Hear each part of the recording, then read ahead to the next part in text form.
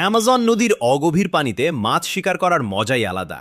আপনি যদি এমন জায়গায় জাল ফেলেন তবে এক থাবাতেই আপনার ভাগ্য খুলে যেতে পারে। দেখুন, ঝানু শিকারী কেমন নিখুঁতভাবে পানিতে সুবিশাল জালটি ছুঁড়ে মারলেন। জাল গুটিয়ে পারে তুলতেই দেখা গেল এক ঝাঁকে কয়েক ডজন মাঝারি সাইজের তাজা মাছ উঠে এসেছে। কিন্তু দাঁড়ান, এগুলো কিন্তু তারা নিজেরা রান্না করে খাবে না। অ্যামাজনের গভীর নদীর আসল দৈত্যাকার মাছ শিকারের জন্য এই ছোট মাছগুলোকে কেবল টোপ হিসেবে ব্যবহার করা হবে। এবার সেই শিকার করা মাছগুলোর শরীরে বড় বড় ধারালো বড়শি গেঁথে নদীর গভীরে ফাঁদ পাতার পালা। এত বড় বড় বড়শি আর টোপ দেখে খুব সহজেই বোঝা যাচ্ছে শিকারীদের লক্ষ্য কিন্তু সাধারণ কোনো ছোটখাটো মাছ নয়, বরং বিশালাকার কোনো জলজ প্রাণী। তারা নদীর তীরে ঝুলে থাকা গাছের ডালের সাথে শক্ত রশি বেঁধে একের পর এক প্রায় 10টির মতো বড়শি পানিতে ঝুলিয়ে দিলেন। এবার শুধু ধৈর্যের সাথে অপেক্ষার পালা। দেখা যাক আগামীকাল সকালে নদী তাদের জন্য কী ভাগ্য নিয়ে আসে।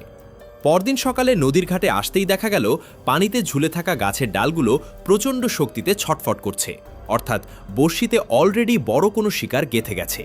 তীব্র উত্তেজনা নিয়ে সুতা টেনে তুলতেই পানির উপর ভেসে উঠল 10 থেকে 12 কেজি ওজনের এক বিশাল ক্যাটফিশ। প্রথম শিকারেই নৌকার সবাই বেশ সন্তুষ্ট, কিন্তু আসল চমক তো এখনও নদীর পানি নিচে বাকি ছিল। পরের বড়শিটি পরীক্ষা করতেই দেখা গেল পুরো গাছের ডালটাই যেন পানিতে তলিয়ে যাওয়ার জোগাড়। বড়শিতে বিশাল